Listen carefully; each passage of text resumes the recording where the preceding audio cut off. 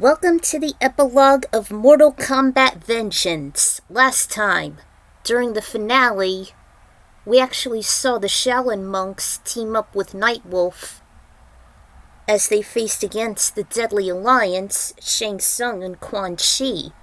But first, Kung Lao was appointed by Fujin to shut down the Solnado, and they actually decimated it from the inside, but not without the help of Bo Raicho, who sacrificed himself and got Li Mei, his promising student, out of trouble before he did so.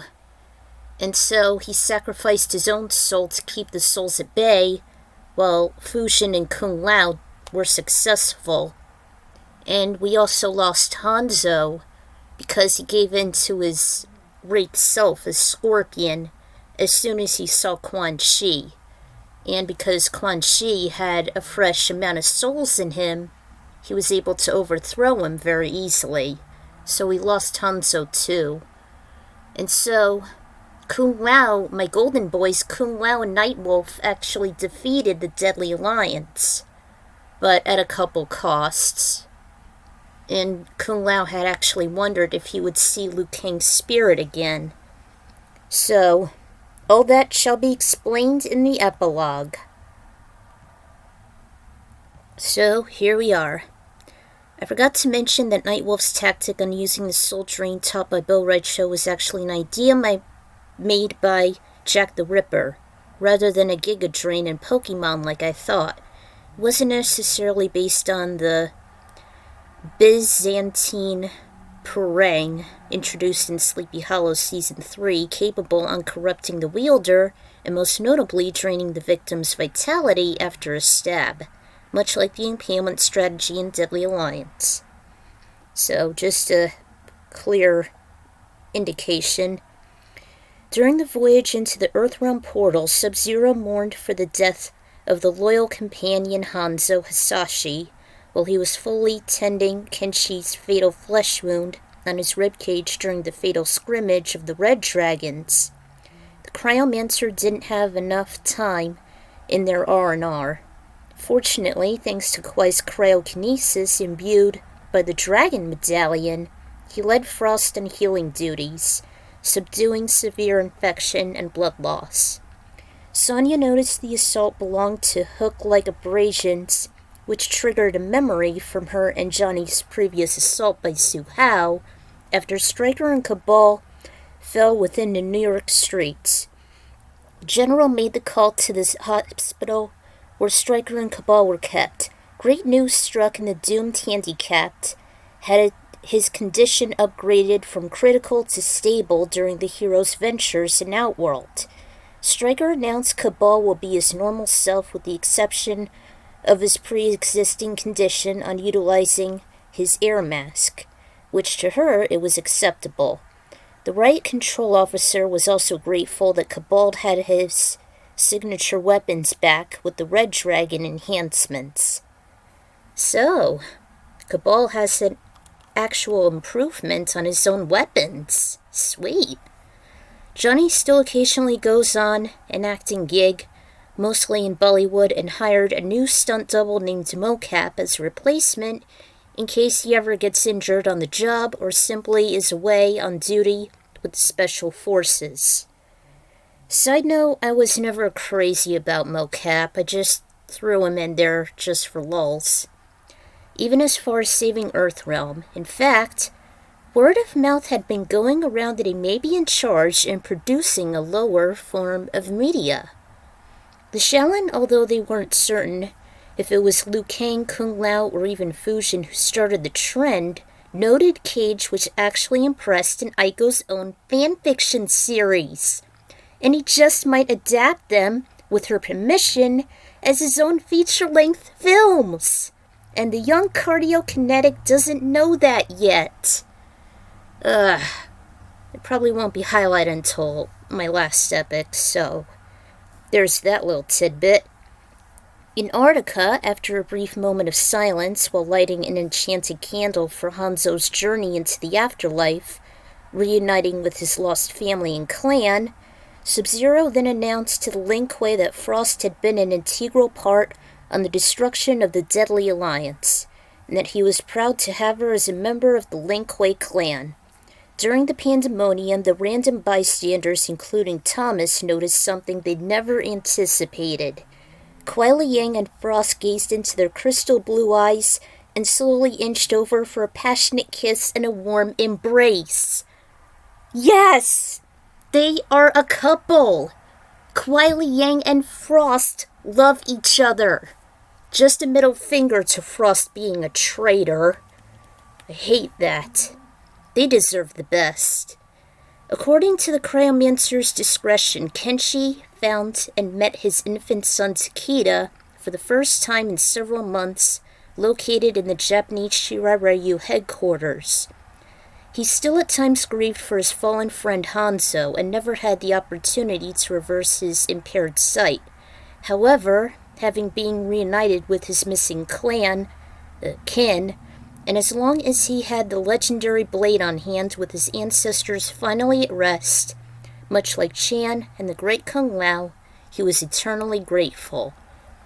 Jax was still pretty miffed on having his own OIA base obliterated by a rocket, according to the remaining agents. He figured it was the same one Suhao used to obliterate the Dragonfly and kill off all his pursuers and avoid custody. He always suspected it was not due to maintenance failure. Besides, the vessel was primitive yet still advanced in outworld standards to fall apart in the air, and not as potent and destructive as a jet's combustible engines. He also wished the Edenians at least would use them for future warfare, if the OIA shall fund them, that is. Don't count on it. Back at the Edenian Palace, everyone remained still after a brief moment of cheer from the victory over the Deadly Alliance by Liu, Lao, and their successful allies, as well as the liberation of Outworld. Sindel stood before, to her surprise, the time-displaced lone Tarkatan, Baraka. Everyone was stunned in silence as Katana and Jade escorted him past the guards and explained his predicament. Even remarkably so, knowing Aiko was a promising warrior who bested him and Bo. They couldn't believe it either. The Queen then denounced, "You do realize in this time period, we have banned you and your kind into the far reaches of the outworld frontier. As you proclaimed, you came back in time, much like Aiko did. However, because of your willingness to turn against your own violent clan and for insisting on thwarting the Deadly Alliance, your punishment will be reduced. We agreed you shall set up camp near Edenia if you wish. We are quite impressed of your heroism, Baraka." "You are?" He grinned through his deadly fangs, taken aback by the offer. "Yes, which is why we had negotiated only you to relocate, while the rest of the Tarkatans shall remain scarce, unless they had proven not to be a threat and are loyal to the Edenian throne. The Shokan and Centaurs will keep a keen eye on you, so do not slip." The last statement is full of sternness, showcasing she and all of Edenia shouldn't fall into corruption and treachery again. Baraka won't be fazed by the offer. Changing the subject, Goro spoke. "To what of the possible resurrection of Onaga?" Everyone, especially Baraka, Katana, and Jade, were at a loss for words. I don't blame them. We would survey the remains of Shang Tsung's palace, and the people of Sundou shall be watched over as well. I am certain they'd been shaken up with the Alliance's merciless slavery," Jade added with a sigh. "I hope the Earthrealm Guardians would cover it in that regard." As you know, Katana was with Liu Kang's last minutes. Back in the palace ruins, Fujin and Raiden stood idly after they powered up the nether ship, leading the heroes through the open portal and escorted some of the passengers into Edenia as well. As the Thunder God stated, he was curious on what would become of Outworld, as either chaotic without the Alliance's totalitarian, or if the Dragon King would be reborn. He then recalled the brief statement from Baraka as his purpose was to search for his close ally Reptile, which seemed very peculiar. Reptile? Sizoth had been massacred by the Saurian troops after the war against the accursed Shinnok. Indeed. However, I doubt Baraka had that kind of knowledge as he came from another time. You mean Reptile might have been displaced as well? The godly brothers then heard a weak chuckle. Following the deep voice, it was Quan Chi, still alive and barely hanging by a thread, with his broken, bleeding neck. They went over him. "I thought we slain him," Fujin denounced. Not quite, Blunder Gods." Wing God was about to smite him until Raiden held him back. "What is it that you know of Onaga, Quan Chi?" Blanche Sorcerer replied. "You're too late, lowly gods. Onaga will soon be reborn. We have offered many souls to the Dragon King and his loyal army. Now his rebirth is nearly complete. It is only a matter of time."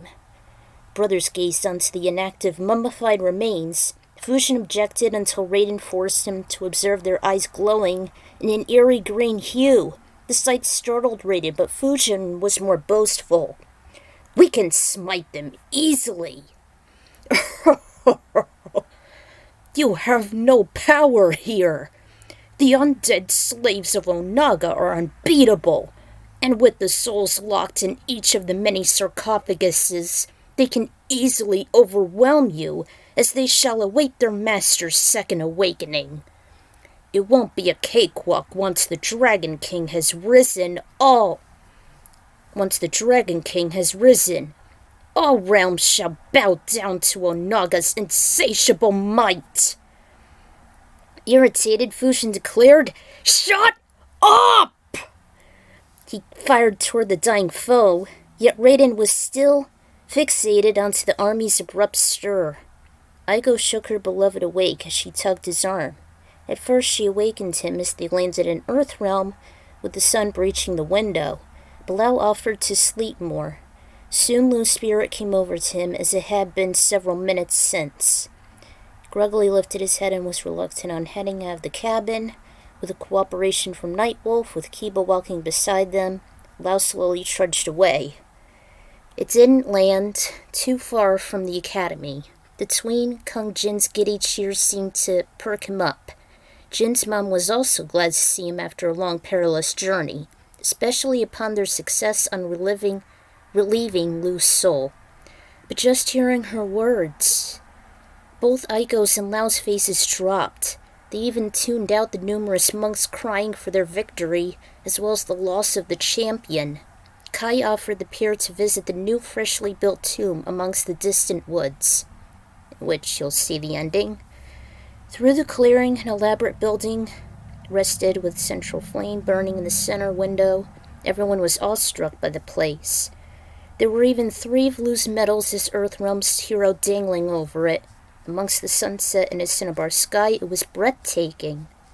Lao took out the dragon amulet Raiden forged, allowing the heroic monk to gaze onto his resting place. He stood up to the modest shrine as he witnessed other flames dancing in front of the hearth. With his signature hat, he made a fire spark on a nearby stick. Incense began to emanate from it. He slowly placed with the others burning there. With his head off, he bowed, his head low, despite having sudden warm tears flowing from his eyes. Lao never thought he'd feel so mournful, with his head and heart so heavy, not even with his fallen brothers from the Tarkatan attack, as he always believed crying was a weakness. Still, he let his sadness take him over, not even noticing the small audience feeling just as consumed. Oh, poor Lao. Remembering Lu's as the sworn brother's words of Kung Lao as the new champion and his replacement, he silently prayed for a safe journey into the afterlife, hoping he would watch over him and the Shaolin with his kid brother Chan even his parents he lost so long ago. Lao's mind flashed back to all the distant memories he had with him, good, bad, and indifferent, all the trials and tribulations. He even wished he wasn't so hard on Liu Kang as his bitter rival, fighting for a more peaceful life, yet always obsessing by being overshadowed by him. Now his destiny was in full circle with their great ancestor. His mind was in a complete fog by so many emotions overwhelming him that he didn't notice a shrill voice shouting, "Stop! Stop the ritual! Don't let Liu Kang ascend into the heavens! Don't let the Great Spirit claim his soul!" It was Nightwolf. He was frantic, even Kiba. Kung Lao was the last to raise his head, which could have weighed like a megaton, as weary as ever. He still couldn't register the shaman's urgent message. "Onaga has escaped!"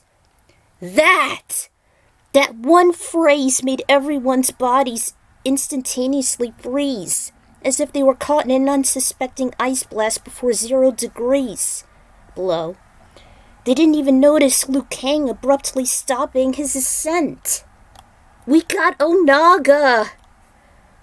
Through flashes of intense, radical lightning, both Raiden and Fujin were drawn away from Quan Chi's lifeless vessel as they beheld a horned king which seemed to be 9 feet tall. They were able to make out his piercing orange eyes glaring down onto them, and the shiny spikes protruding from his 3-foot wingspan as he slowly walked from an opaque chamber. He then let out a roar which would belong to the devil himself as he elongated his arms and rose his head. The nightmare has come into fruition. The second coming of the Dragon King Onaga, the mighty omnipotent ruler of Outworld, accepting Shao Kahn, has been resurrected. Oh man.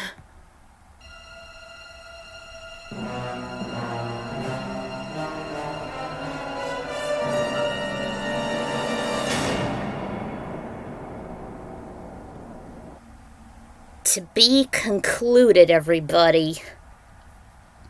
Oh man, I thought the cliffhanger was just what the doctor ordered, and I'd been thinking of the working title for my next MK story. Everyone rejected Trojan Dragon, but I guess I'll go with the basic name, The Return of the Dragon King, which I did. The finale for Vengeance was a stark contrast to that of Deadly Alliance. As the Solnado was shut down, the heroes were won over the sorcerers, everyone was escorted home, and Liu was just about to have his spirit rested. And may I say, both Raiden and Kung Lao's endings were the best, as I stated before. And we got the songs for that. Quan's dying words may be similar to Raditz's closing speeches, but I still don't understand how Onaga was reborn by taking the form of reptile, while at the same time the egg hatched. Was that supposed to be a baby dragon inside, or just a beam of light corrupting a new vessel upon reincarnation? I still don't get it. Also, I thought it would be nice to have Aiko's works go by word of mouth to Johnny, and perhaps be adapted as his feature films. Better than being just his anyway. I know Bubbles did the same with a Ratchet Impossible fanfic being adapted into a movie, as it won a contest, but it was just lame. Besides, I'm sure the monks at the Academy would already know since they're like a closely knit unit. And the plot twist on having the Cryomancers as a couple I find to be more satisfying than Frost's betrayal and so-called death by the Dragon Medallion. Again, thank you for the inspiration, Mortal Kombat Reconciliation. Of course, Deceptions Part 2 from Deadly Alliance, thus the cliffhanger. And I'm still a newbie to this. And it's going to be sheer hell if I should get down to its own more fleshed out conquest mode. Actually, it took half the amount. It took half the amount to write it compared to Vengeance. MK Temple is a lifesaver in those uncharted waters of the 3D era. And so is MK Confessions, might I add. Special thanks goes to him, the former Kung Lao role player who wants to remain nameless. Underdog Gaming, The Fourth Snake, Mortal Kombat Reconciliation, MK Crypt, and a new account I discovered who's a fanatic of the 3D era, MK Confessions. I'll also like to acknowledge the MKRPers. If only we didn't have that nasty fallout in the end. Same case with Ferocious Wraith, and Sindel, and others. It's about time I finally got the story done in less than 4 months, which is twice as long, just like my other 2 epics combined. See what happens when you're a novice to these complicated installments? I still am. So, the 4th book in the series is finally complete. Stay tuned for the return of the Dragon King. Until then, this is the Ekron Writer signing out. Thanks for watching, thanks for listening, and see you again on Book 4 on Mortal Kombat Return of the Dragon King, based on the Conquest mode of Deception. So, see you guys then. Later.